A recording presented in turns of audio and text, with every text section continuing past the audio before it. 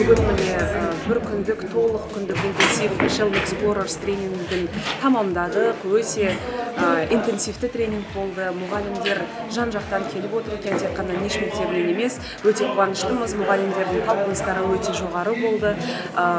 Өте 3 күндік тренингті бір күнге нығыздырып беру кішкене қиындау болғанымен, бірақ мұғалімдеріміздің өте белсенді қатысқаны бізге өте жақсы бір көмегін тигізді, себебі болды. Түрлі осы Түркістан өңіріндегі түрлі экологиялық сұрақтардың, экологиялық проблемаларға шешімін табуға бүгін түрлі әдістер қолдана отырып біраз жұмыс жасадық. Керемет бір идеялар туындады.